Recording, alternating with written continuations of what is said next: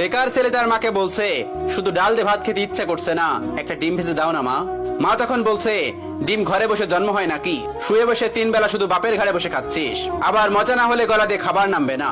নবাব যাতে জন্ম হয়েছে ঘরে অকর্মা, এত বড় হয়েছে তাও কোনো কাজে খাটে না। বেকার ছেলের একটা ডিমের আবদারের বিপরীতে মা এতগুলো কথা শুনিয়ে দিল। রাগে গজগজ করতে করতে জায়গা ত্যাগ করলো। খাবার টেবিলে মায়ের এমন কথা শুনে গলা দিয়ে আর খাবার নামলো না। ভাতের প্লেটটা রেখে হাত ধুয়ে ফেললো। মা চাইলে ভালোভাবে বলতে পারতো ডিম নেই। আজ সে বেকার বলে মুখের উপর উঠতে বসতে খাবারের খোঁটাও শুনতে হচ্ছে। নিজেকে আজকাল একটা বোঝা মনে হচ্ছে। ভারী একটা দীর্ঘশ্বাস ছেড়ে রাতে না খেয়ে ঘুমিয়ে পড়লো ছেলেটা। রাত পেরিয়ে সকাল হলো, কেউ একটিবারের জন্য তাকে খেতে ডাকেনি। এক বুক চাপা কষ্ট নিয়ে না খেয়ে চলে গেল টিউশনি করতে। এটি দিয়ে হাত খরচ চালায় ছেলেটা। আজ চাকরিওয়ালা বড় ছেলে বাড়িতে এসেছে। যে ঘরে বেকার ছেলের জন্য একটা ডিম ছিল না, সেই ঘরে আজ বাহারি আয়োজন করেছে মা। দুপুরে বড় ছেলেকে যত্ন করে খেতে দিল মা। ওই সময় অভিও এসেছে বাড়িতে। মা তাকে একটিবার অব্দি খেতে ডাকলো না। পেটের ক্ষুধা জানে এক প্লেট ভাতের জন্য কত কটু কথা সহ্য করে নিতে হয়। বেকার ছেলেটা সকল কষ্ট চাপা রেখে নির্লজ্জের মতো ভাইয়ের পাশে এসে খেতে বসলো। মা ভাই হয়তো একটু বিরক্ত হলো তার আগমনে। মা 2 ছেলেকে ভাত দিল, তবে বড় বড় মাছের টুকরো গুলো এবং মাংসের টুকরো গুলো চাকরিওয়ালা ছেলের থালাতে উঠলো। অভি মাথা নিচু করে এক থালা কথা নামক খাবার হজম করছে।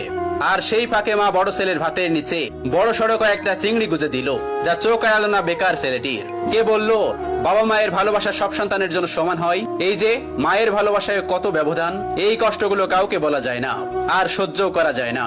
আজ তারও একটা চাকরি হলে মা তাকেও নিশ্চয়ই এভাবে এক্সট্রা খাতির যত্ন করত। কথায় কথায় মন্দ বলতো না। হঠাৎ চোখের কোনায় 2 ফোঁটা জল চিকচিক করছে ছেলেটার। সাথে সাথে খুব গোপনে তা লুকিয়ে প্লেটের ভাতগুলো চুপচাপ খেয়ে নিল। বিষণ্ণ মনটা নিয়ে শুয়েছে ছেলেটা কিছুক্ষণ।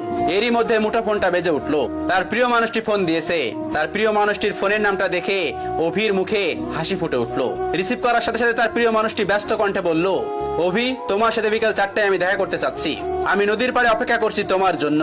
তুমি তাড়াতাড়ি চলে এসো, জরুরি কথা আছে। অভির হাসি মুখটা চুপসে গেল এক নিমিষেই। পকেটটা একেবারে শূন্য। টিউশনির টাকা পেতে এখনো 10 দিনের মতো লাগবে। নিজের কাছে গাড়ি ভাড়াটাও নেই। তবুও মৃত্যু হেসে তার প্রিয় মানুষটাকে বলল, ঠিক আছে, আমি আসছি। অভি সাথে সাথে রেডি হয়ে নিল। ভয়ে ভয়ে বাবার রুমে গিয়ে ভীতু কণ্ঠে বলল, আব্বা। বাবা তখন বললেন, হ কোন সাহেব, গায়ে বাতাস লাগাতে যাচ্ছেন বুঝি? বাবার ঠেস মারা কথা গায়ে মাখলো না অভি, বরং অনুনয় করে বলল, আমাকে 100 টাকা দিবেন আব্বা, খুব আর্জেন্ট দরকার। বাবা তখন বলল, টাকা তো আর গাছে ধরে না যে তোকে ছিঁড়ে ছিঁড়ে দিব। নিজে কামাই করতে পারিস না? মানুষের ছোট ছোট পোলাপানো কত টাকা কামাই, পুরো সংসার চালাই, আর এত বড় দামড়া হয়েও বাপের কাছে টাকা চাও? এই লজ্জা করে না তোর? তুই সারাদিন গায়ে বাতাস লাগায় বেড়াবি, আর প্রত্যেক দিন তোর আমি টাকা দিব? অনেক তো বাসায় বাসায় খাওয়াইছি, আর না।